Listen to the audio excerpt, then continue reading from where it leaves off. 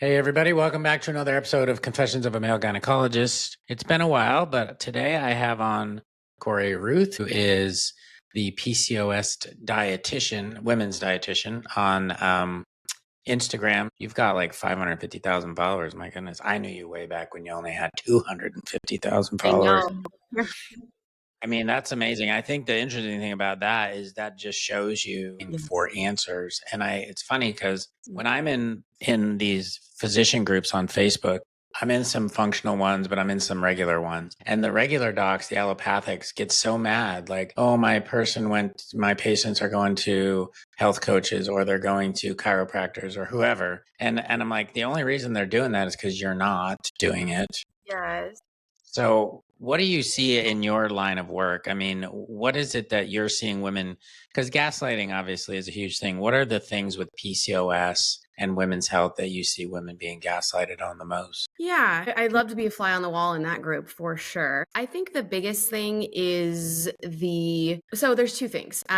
Specifically being gaslit, I think it's really about the biggest thing I see is weight loss. And there's so many, we do have research out there about weight loss being potentially helpful, but it's definitely not the end all be all cure for all PCOS issues. So I see a lot of that happening, just kind of, doctors pointing to weight loss as the fix, and then really the patient gets nothing else. And then on top of that, they don't really get much help in how to achieve that weight loss, right? They're given maybe instructions to say, stop eating gluten and dairy, or stop eating carbs, or just avoid processed foods is my favorite one. So Yes. vague. Literally, like, can't think of anything less helpful. So there's that happening. And then also too, just kind of the treatment, right? Is just birth control, sometimes metformin, whether or not someone has insulin resistance or not. I see metformin given for many things, and it can be helpful, just like birth control, but not everybody wants to go that route. So there's just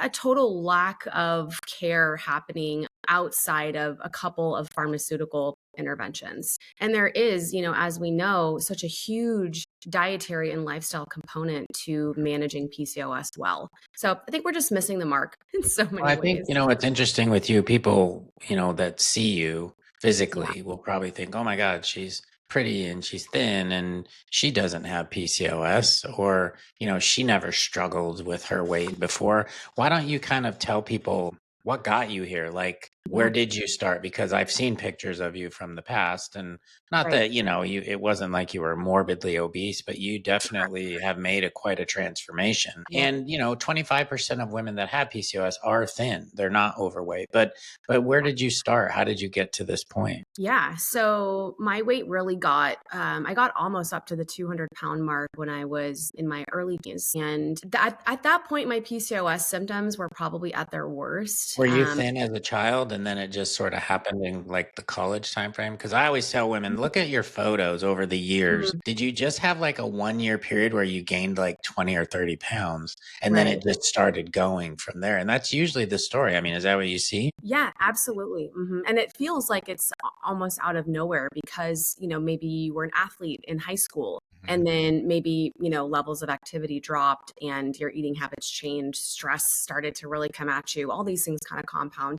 And that can happen outside of PCOS too, right? But when you've got this other, hormonal blood sugar issue happening also, it really just builds on itself, and it can really cause weight to kind of spin out of control. So that is sort of my story too. Always thin and active as a child, and then went to college, stopped eating. This is a big one. My mom always cooked for us, and all of a sudden I was eating out all the time. And I always tell my clients, one of the best things you can do for your overall health is just to cook more of your own meals. Learn a few basic skills, super simple, doesn't have to be anything crazy or complex, but that can really go such a long way in helping to prevent weight gain, all these other, health conditions too. So I think it was that too. Obviously college, a lot of drinking. I went to Santa Barbara, UC Santa Barbara, and there was on the beach. So all of that together, and then really not understanding what blood sugar is, what is insulin resistance, what is the connection.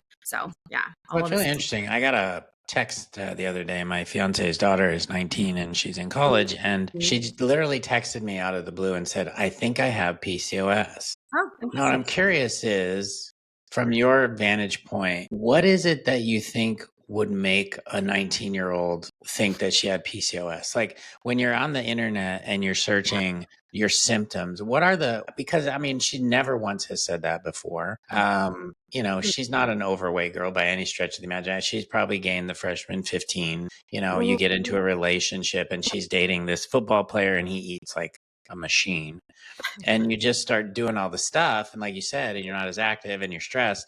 But what is it that you think women who kind of come to this, because they probably, here's the thing, and you can answer that and then I'll segue into this real quick. But I always say there's women out there that have PCOS that aren't diagnosed, and there's women that are diagnosed with PCOS that don't actually have it. So, because doctors just throw the word or the phrase around like it's like, everybody knows what it is. But how do you think women find you, or how do they find that are, what are they searching? What do you think the pain points are for these ladies? Weight gain, number one. The first thing you said, maybe the freshman 15. Well, we notice when we gain, 15 pounds can be a lot depending on your frame size and, what your normal is. So I think weight gain for sure. Facial hair, hair growth that's like popping up all of a sudden, or maybe it's kind of been there and you're just kind of noticing, this is not normal.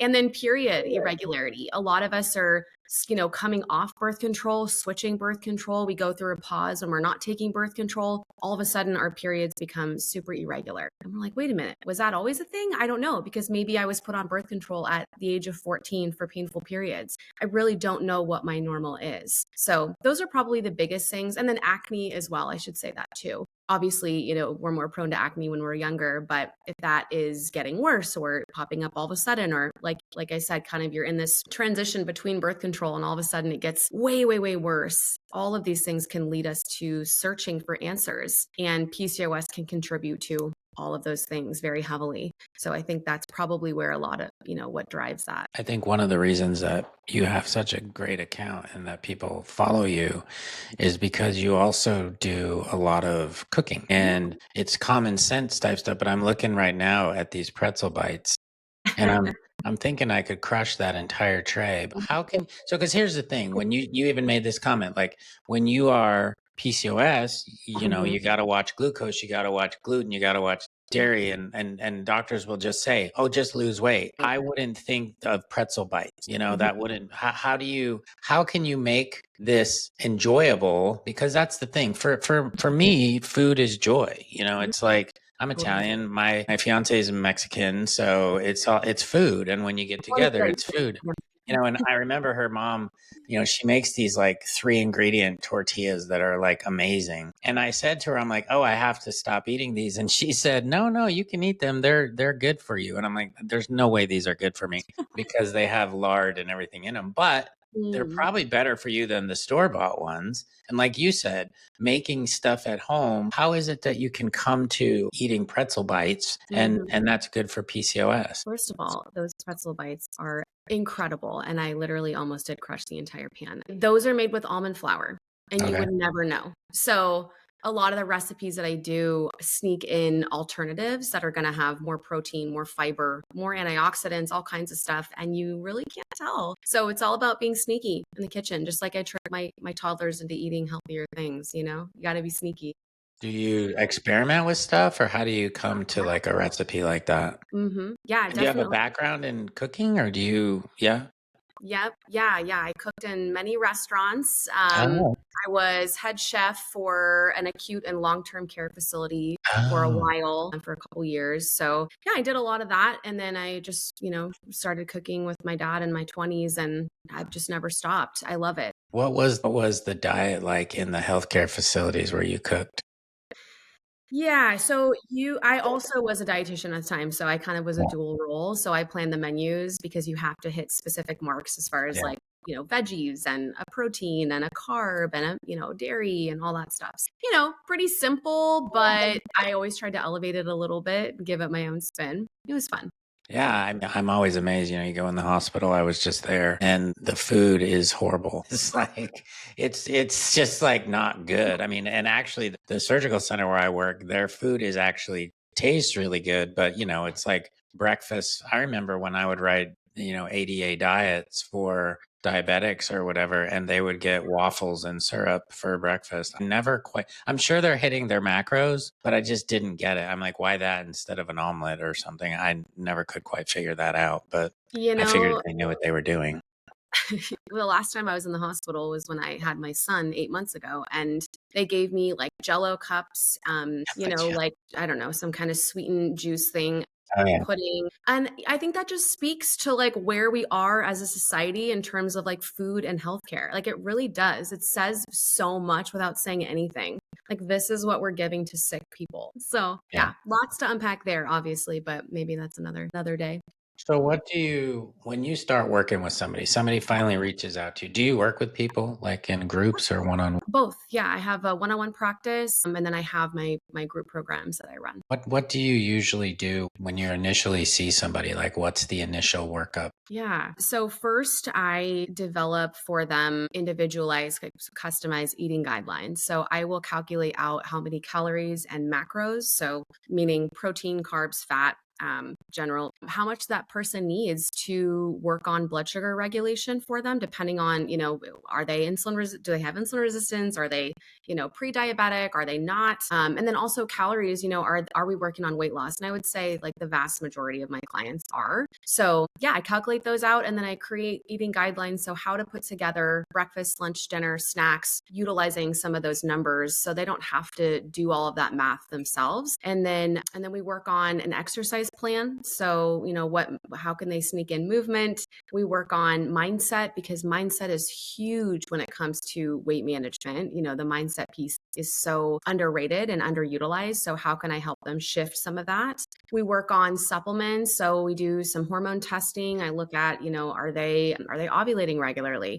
Do they have high testosterone? Are they low in vitamin D? And I help them to kind of customize a little protocol that they can use to help regulate some of those things. So it's kind of, we look at all parts. We look at stress, we look at endocrine disruptors. How can we remove some of that? Just, we're kind of looking at all different pieces. It's not just diet.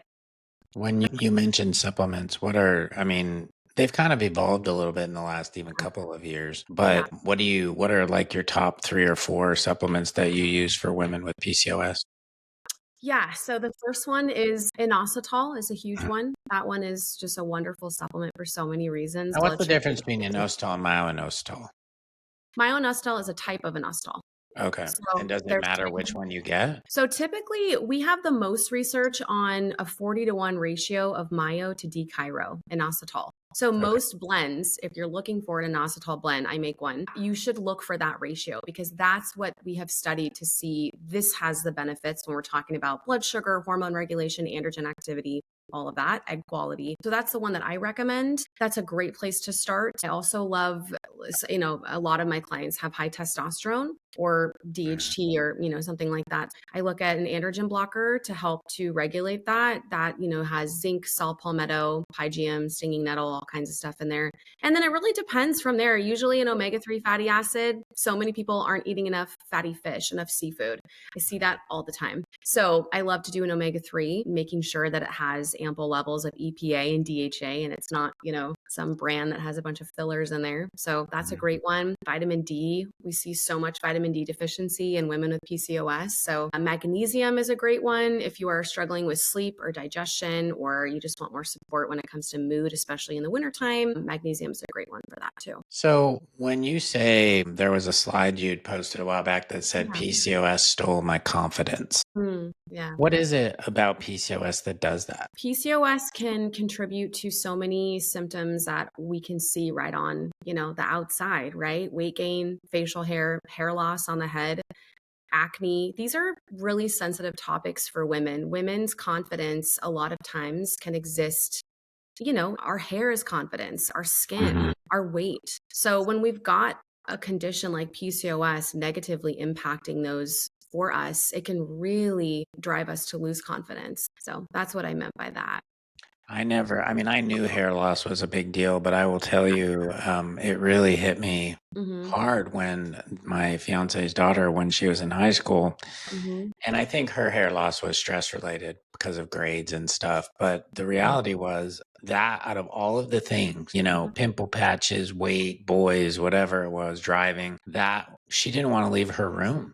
She didn't. Yeah. And I could look at her and go, her hair looked to me, it looked okay. I mean, I was just looking at her and it looked fine, but it wasn't to her. And so you can even have that kind of silent suffering, like, Right. and as a PCOS patient, because I can tell you, I see women all the time that will tell me, Mhm. I'm watching what I'm eating, I'm exercising. And people are sitting there thinking, really? Are you really though? Right. And so Yeah. that you feel like they're judging you. They may not be, but that's how it is. Or if you Mhm. go out and people are watching what you're eating, and Right. yeah, and we don't do that to men. We don't look at a guy who's got a big old gut and say, "Oh, you're going to get the French fries." I mean, it's really weird, but we don't do that. It's so true. It's so true. And a lot of those things like hair loss or acne, I mean, these aren't life threatening, right? So, even in my own experience, when I went through a really bad spot, and I had a lot of severe hair loss just out of nowhere. And I Mhm. went to the doctor, and this was only a few years ago, and it was just so dismissed because it wasn't life threatening. Like, yes, I understand that, but it's something's going on that's causing that, right? It's deeper. It doesn't exist in a vacuum. There's other things going on, and it is impacting my quality of life in some way.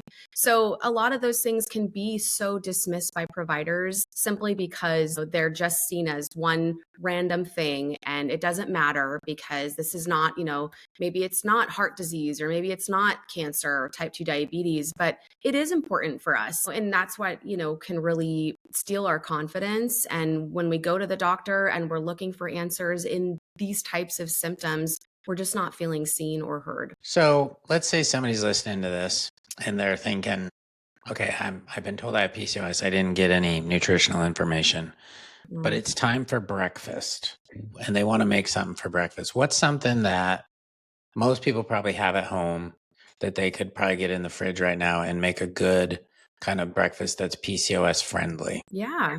Something that you probably have eggs, I would assume. Most people have eggs in their fridge, Yeah. hopefully, even with the crazy prices and you eat eggs.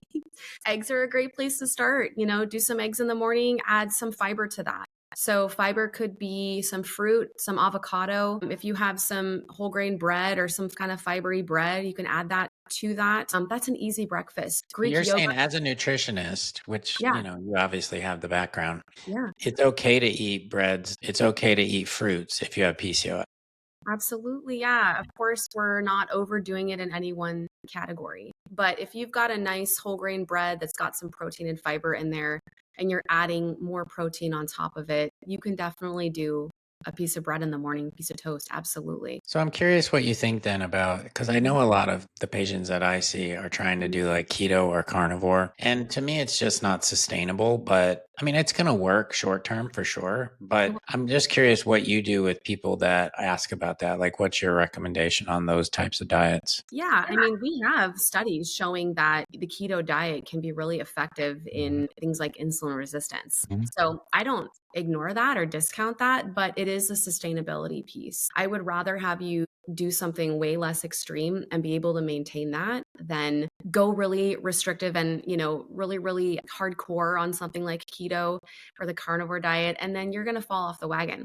You Yep. are, because it's just too restrict. I mean, I don't know if you've ever done the keto diet, Oh, but yeah. to actually get into ketosis is difficult. It is hardcore. So, yeah, trying to maintain that in the long run is extremely difficult to do. I'm old enough to have done, back in the day with Atkins. And Absolutely. yeah, and I remember I was really hardcore into it, lost like 30 pounds, and then I wanted something I wanted something sweet. And I was like, oh, so I found this recipe that was for some weird Atkins ice cream thing. What? And it was so disgusting because it was all at that time, it was like aspartame. That's all you could use. Mhm. And it left this like greasy film in my mouth. And I was like, I can't do this. It's just Yeah, not, and we didn't have like, well, we did probably have almond flour and stuff, but nobody was using it. right. And so, yeah, things have come a long way, but I just find that it's an enjoyment thing.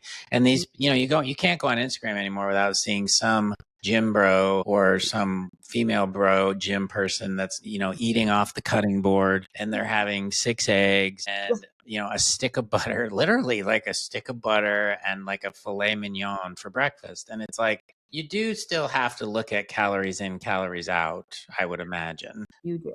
I mean, it's still an important concept, thermogenesis and all that stuff. So you want to look at that. But it's like, would you say are there certain fruits that are, say, better for women that have PCOS than others? Or do you not kind of get into the weeds like that? That is really getting into the weeds. Yes, Yeah. there are going to be fruits that are lower on the glycemic index than others.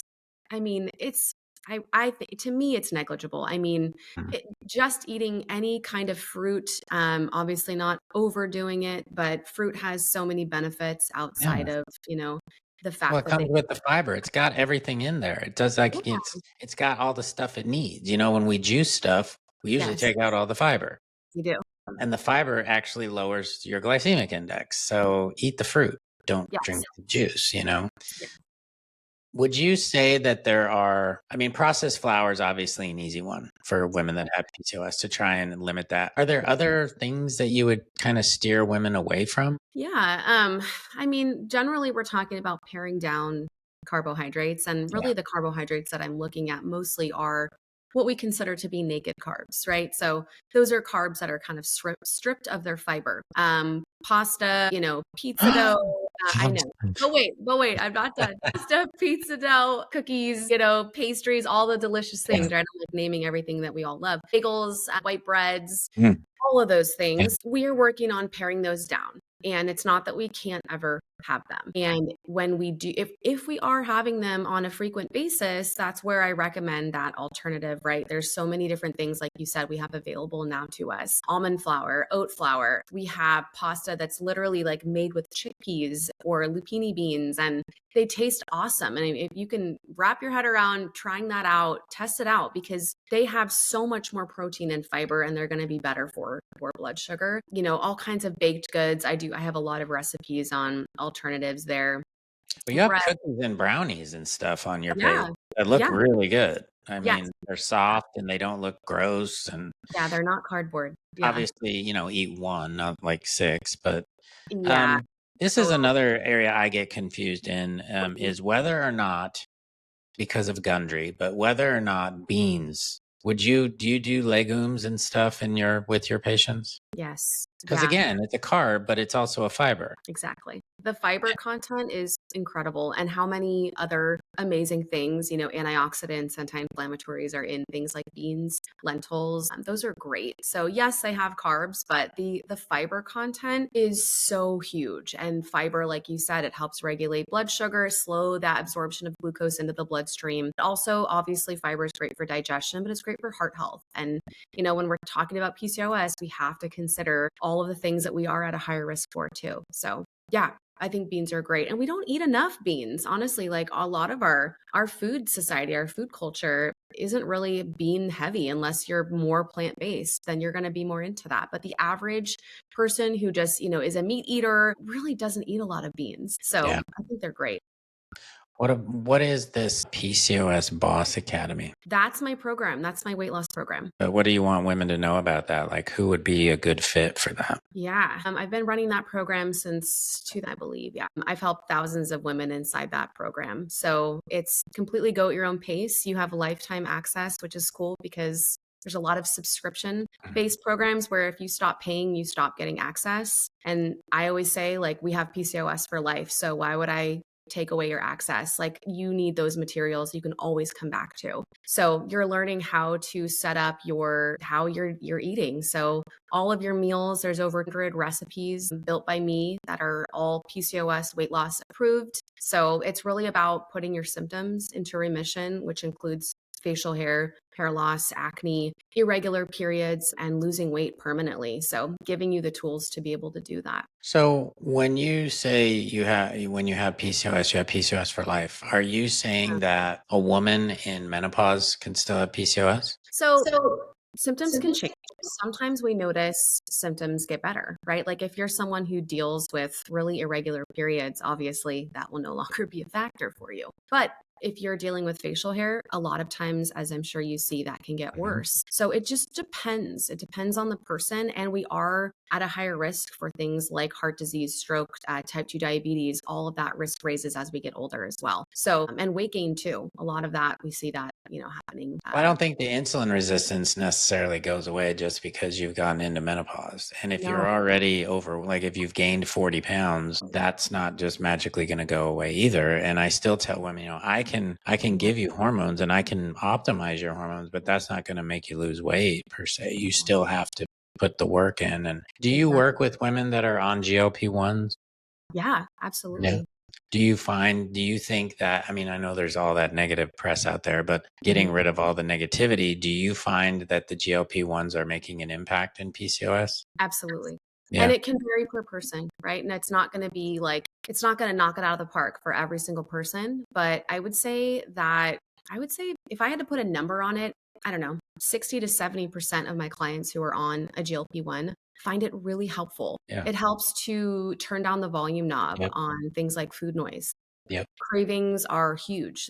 So real with PCOS and insulin resistance. So that gets better. They're able to lose weight faster, and that can help with some symptoms. So yeah, I think that they're a great tool, so long as someone is open to them and understands that all medications can potentially have side effects. But for most people, the side effects are pretty temporary and pretty mild. So yeah, I think they're great. When you teach women, whether it's in your academy or you work with them one-on-one, do you also try to, especially if they're in a relationship, they have a family, do you try to involve the partner? That's a good question. I think if they bring it up first, like I'm thinking about my one-on-one clients, if they bring it up first, then I've had many people who've had their partners sit in on sessions, and I'm totally open to that. Sometimes it's more they want to just take the information and share it, and sometimes they don't.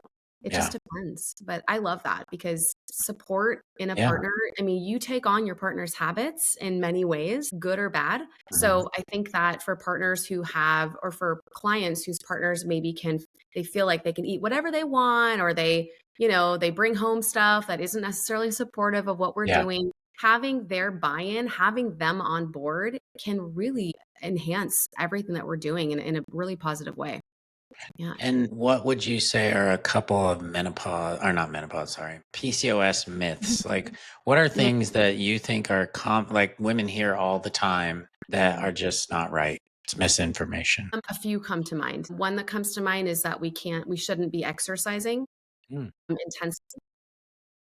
They say that, and I'm thinking about probably the biggest social media account on PCOS talks about how you should not exercise intensely because it will raise cortisol and make you gain weight and blah, blah, blah, blah. So of course we don't want to be, overdoing it. So we're like at the CrossFit box gym 8 hours a day, every day of the week, like of course, but exercise does raise cortisol, but it's very temporary. And the benefits of exercise far outweigh any of that. And what happens with that myth, the most detrimental part of that myth is that women hear it and here's what they hear instead. I shouldn't exercise, or I don't even know what exercises to do. So then what happens? They don't exercise. And being sedentary and not having any physical activity is one of the worst things we can do when it comes to our long-term health, overall health, totally outside of PCOS. So that's what happened. That's the fallout from that myth. And it's really frustrating to hear that and see that play out because so many women are just like, well, I don't know what to do. So I just stopped. I'm just not exercising. Well, everybody's got a cortisol cocktail. I always say, if you don't want to raise your cortisol, don't wake up. Yeah. Yeah. That's what happens when you wake up, your cortisol goes up. And it's like, some of these things that happen are actually to keep us alive and to make us actually healthy. But it's, how that functional medicine arena is where every month there's a new topic du jour. Like now it's nicotine, it was methylene blue, and it's like constantly shifting. And while some of these, it's like a little nugget that might be in there, like you said, don't overtrain, but it's not like you're training for the Olympics. You're going for a walk. And so what's another one? You got one more? Yeah. Oh yeah. Well, the biggest one is don't eat gluten and dairy if you got PCOS. Oh, okay. So that's a huge one. And I hear that every single day. And, I think that if you remove gluten and dairy, you remove so many foods that are inherently not great for us. If you go out to a restaurant, all of a sudden the pizza and the fries are not the meal that you're going to gravitate towards, right? You Right. have to pick something else. And maybe you go for a salad without cheese with some kind of protein. Well, that Right. salad is going to be healthier for you anyway, but you can have gluten and dairy and still make traction on every symptom that you're working on, including weight loss. And all of a sudden, if you take out gluten and dairy, you're maybe looking at food nutrition labels for the first time. You're looking at ingredients for the first time. That consciousness piece is really going to be helpful regardless of what you take out. So you can still have gluten and dairy in moderation, just like everything else. You don't have to completely eliminate any one thing just because you have PCOS. Yeah, that's a good one, because I think, like you said, the first thing that happens when you hear that or don't exercise is just the generalized frustration sets in. I don't know what to do. And then you Right. go on Instagram and everybody's saying eggs are bad. I mean, it's like Yeah. everything, you can't eat or drink anything. I was just doing a Yeah. post yesterday about people that are now like, and I get it, but it's like, toilet paper. It's like, look, Oh, no. I'm not wiping my butt 90 times a day. And it's for like a split second. Or the people that are talking about receipts. I get it. Yeah, you don't want to make your bed with receipts and roll around in them all day, but grabbing a receipt and walking out of Right. Sam's isn't a huge deal. Right. But they take this one little nugget and then it really frustrates people because they're like, I don't even know what to do. And Exactly. by the time they get to you, they've already tried 50 things. They might not have stuck with one thing, because just like functional medicine, there will be this new green bean coffee, something or other, that you got to try. And so they'll try that. Nothing ever works because they don't stick with it. Right. But I'm kind of just like to the point where I'd have this discussion with my friend and I'm like, I don't know what to do. And she's like, all you can do is just keep saying your message. And that's all Mhm. you can do. And people will find you. But That's true. I felt for a while that I needed to go around correcting all these other, and that doesn't do it. Just makes me look like a bully and mean. But sometimes it's so outrageous. I got to say something. And I know you like to dig on us doctors, which is an easy target, because what's the number one thing women with PCOS get? Birth control pills, right? Oh, yeah, for treatment, yes. And birth control pills don't do anything. They make your period regular, but it's not a period. But they don't fix the PCOS per se. I Mm. mean, they might bring your testosterone down, and but it's like, but they're not. You might even gain more weight sometimes Oh, with yeah. a birth control pill. So, what do you do? Last question: what do you do with a woman who comes to you that has PCOS diagnosed, but she's on a birth control pill? What do you usually do with them? Yeah. I can't tell them what to do in that Yeah. regard. So if they want to stay on birth control, if they feel like it's helpful for them, awesome. I will support that. Mhm. So there's plenty of things we can do if we're talking about weight management, if we're talking about stress, exercise, there's many things we can do. Diet, optimizing blood sugar. And then if someone is interested in coming off birth control, we can get all of these things going, to kind of set her up to make that transition off as smooth as possible. Of course, I can't guarantee it's going to be perfect, but there are many things that we can, at least get going in the background as she considers, I'm going to transition off of birth control. And if somebody wants to just, come off cold turkey, it depends on the person. Yeah. Sometimes we see symptoms just come back like that. And then it's like, okay, now we've got to dive in and start to work on those. Yeah, it depends on the person. So you only have like 556,000 followers. You need a few more. Yeah, So need how more. can women find you and how can they work with you? Yeah. So I'm mostly on Instagram. That's kind of the platform that I'm on most. I have YouTube and TikTok and all that, but Instagram is where I'm most active. So you can follow me there at the It's the Women's Dietitian women's dietitian. Okay. and And Dietitian. what about this working with you one on one? Where can they find information on that? Yeah. So my website is www.thewomensdietitian.com. And dietitian, by the way, is spelled with two T's. Well, It's not with a C. So just if you're like looking up, like, what the heck? Yeah, so they can find my one-on-one practice there. It's called the PCOS practice. It's myself and I have a coach. Dr. Christine, works underneath me, who I've trained. So we both take clients on. And then I have my two programs. One is geared towards weight management, which is the Boss Academy, and the other is geared towards all of that, but also helping women get pregnant with PCOS. So there's that. I have a supplement line as well, Vita PCOS. So I formulate my own supplements for a lot of the symptoms that we can face with PCOS. And I have a book coming out next year. yeah, So what's that? Tell me a little bit about that.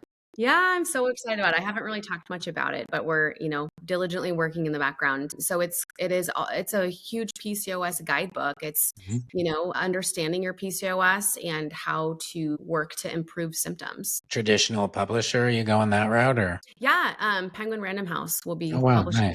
nice. Yeah, and then it will have recipes in the back. So there'll be a 6-week meal plan with recipes that are all created by me. And Oh, did you go through the whole process where you went to like New York and interviewed with the different publishers and it had was like a couple? virtual. But Okay. yes, I did interview. Yeah, I had It's a several. really interesting process. I It is. never knew all that happened. But to have like 4 or 5 houses, I think the one I was most excited about meeting with was Hay House because I'd read Mm, a lot of Hay House. And yeah. the bid that they gave my book was like 1/4 of what everybody else. And I was so like devastated because I wanted to be, but I guess Hay House has a reputation. That's kind of what they do. And then I Yeah. didn't realize like with like, other Mhm.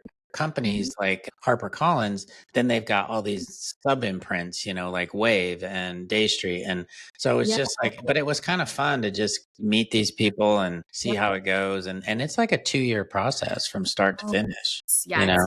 it's long. Yeah, from the time we started to the time it'll be published will be a little over 3 years. And I will tell you, maybe you won't get this way, but by the end, I hated my book. Oh, I didn't want to look at it. I got the box, everybody does these unboxings and I totally didn't get even it. want to look at it. I was like, and now I go back like 2 years later and I'm like, oh, I can't believe I wrote that. That's really cool and stuff. But man, because you do the rewrites and all, it's It's just so much. painful. And I people know, don't understand that. And then somebody will go on Amazon and leave you a 1-star review because it showed up dirty, like from Amazon, the book was dirty. And I'm like, man, it's like you take it so personally, and it's just like, oh, I'm sorry. pour our heart and soul into it, and they're like, I can't go on Amazon anymore because I can't look at stuff like that because it just hurts me. But yeah, go on Reddit or Amazon and read about yourself. That's the Reddit might be worse. Yeah, I think. But well, it was great having you on again. I really like your stuff. same. It's hard finding common sense people sometimes on the internet, and I like the fact that you are Mhm. trained and you stick to your guns, and you basically. I like people that have this knowledge base, but then they go all the way down Yeah. versus the people that pretend to be experts on everything. And I just think that you just drilling down on this PCOS because it's huge. And I don't know of any I have a couple of friends that have written a couple of PCOS books like 5, 6 years ago, but in the last Right. 5, 6 years, there hasn't really been a good book that's come out on PCOS. So Well, I get asked every day, what are some books on PCOS you recommend? And I honestly don't even know how to answer that. So yeah, that's where I hope that my book will be able to for sure. For do sure. that. And I think that, yeah, the publishing house was several were very excited about that. Good. So I'm excited. I'm Yeah. happy for you. I'm more happy to. I'd love to endorse it when the time comes. Let me know if you need anything. Thank you so much for coming on, and I'll see you on Instagram. Take care. Bye bye.